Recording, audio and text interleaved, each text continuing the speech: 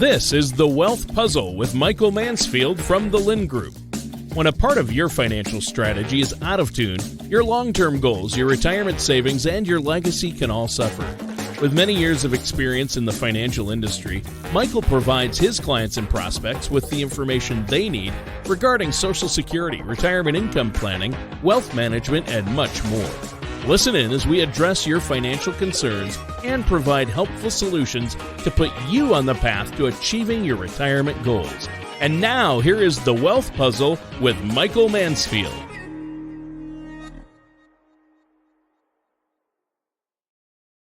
Hi, everyone. Welcome back to The Wealth Puzzle with Michael Mansfield, and I'm Tana Pennington. Howdy. Hi. Tana and I had a lot to talk about. We were talking about things at the end of last week. There's been some interesting economic data that came out. Unfortunately, I think all of that got clouded pretty hard over this weekend with the current events of an assassination on former President Trump attempt rather. And that was very wild to watch. That was very overwhelming. Obviously, it's kind of detracted from the things that are going on. But a couple of things that kind of came to mind. I was just reflecting on feedback that me and Tana get from clients and people that watch the show and whatnot. At the end of the day, whether you like Trump or hate Trump, that's your business. Politics are supposed to be handled in the ballot box. That's where we should all make our decisions. If we have a lot of conviction about what we believe, talk about it. Talk to your friends about it. Share the message. Get people out to vote. That's what matters. This is the United States. Russia likes to kill their political opposition. Trump, once again, whether you like him or love him, is a human being. And I believe, and Tana believes, that all life is precious. So it was very unfortunate to watch. It was very sad and overwhelming to see that an innocent person got killed in the process. Yeah. He was a father of two daughters, which obviously is near and dear to me and Tana with children. He was a fireman. They said he went to church on Sundays. It made me reflect. We got an email last week from someone saying that anybody who supports Trump should be considered morally corrupt. And it's sad to think that people think like that, looking at this, guy that got killed, that people would feel that way about people like that because they have differences of opinions. So in any case, on that somber note, there really are some interesting things that have shaped up economically, and certainly something we wanted to touch on. So last week, we got a whole new bout of inflation data. The CPI came out, the PCE came out, and last month, June was the first micro decline. I say micro because it was small, as it declined 0.1%. Was the first micro decline in overall headline inflation since May of 2020. It's been a number of years since we've had a physical decline in the monthly read. This is big news, right? Yeah, because here you can kind of see the chart. And I know it's hard to see when this is all small, but right the far right of the chart is that little tiny red line that goes down below. This is the first month we've had like this. So that was entertaining.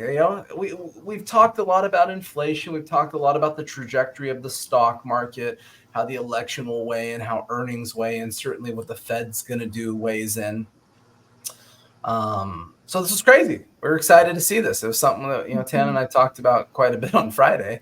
And then, like I said, we're kind of distracted. So there's that. The driver of it, though, is a couple things, right? So when inflation rolls over, one of the things that we're very concerned about, the driver rather of the stock market, is everybody will notice since last week, the stock market's been grinding higher. A big component of that is what's the Fed's going to do, Tana, right? There's a much bigger probability that they're going to, lower the interest rate. That's in true. September. That's true. Yeah. So one of the things that we show a lot on here is the CME Rate Watch tool, where the probabilities of rate cuts exist. And so what Tana and I like to talk about a lot is what you see on this chart here, for example, is, what's going to happen in September. So right now, the probability of a rate cut in September is suddenly 98%. Yeah. It was about 70% a month ago. So this has jumped up dramatically. Everybody's saying, my goodness, with this new bout of inflation data, This is opportunistic. So obviously the stock market likes that. Now, we have to remember we're walking a little bit of a tightrope, and we have to be conscious of that. The underlying driver of the Federal Reserve and their policy is really the money supply. We've touched on this before, but if you go back to 1913, the Federal Reserve mandate was, if the economy is contracting, shrink the money supply. If the economy is expanding, expand the money supply. By doing that, you control inflation. And what you see here on this chart on the screen is a historical chart of our M2 money supply. And historically, it's always grown at a very consistent kind of 5 or 6% rate. And then all of a sudden, it goes up dramatically in 2020. So the Federal Reserve, the politicians in the last number of years, everybody has driven up the money supply rather dramatically. That was followed by inflation. We all know this stuff. And so let me kind of go into a shorter term chart here. What's happened for the last couple of years is the money supply has been tightening up, which is good. That pulls out excess inflation in the system. And you kind of see now all of a sudden it's flattened out. It's actually turned up a little bit. So the reason that the government is walking a kind of a tightrope at the moment with decision making is, if this turns back up too much, kind of like it did previously, if it turns back up too much, then we're back in the camp of getting hyperinflation. If it rolls back over and continues to decline too much, that's where we end up with a recession. So at the moment, if it's growing here, since last October, it's been growing at over 2%, that would help maintain the idea of the Fed's target of 2% inflation, and that would probably allow the Federal Reserve to pull off a soft landing, which would be impressive and shocking all at the same time. Once again, if this turns up a lot, that's why we watch it every month and talk about it occasionally. If it turns up too much, inflation's coming back to get us. Obviously, if it rolls over more, then Tana's back and I'm back to eating rice and beans. Just kidding. I've been there all along. We'll go to something worse, So in any case, interesting times. That's going to be a lot to watch as we get more inflation data, because remember, inflation was really low last October. And then it started grinding up. And the first 3 months of this year is pretty ugly. And it's slowly been looking more attractive for the last 3 months, kind of culminating to finally 1 month, at least, of total inflation being down a little bit, mainly because energy prices had softened out in totality.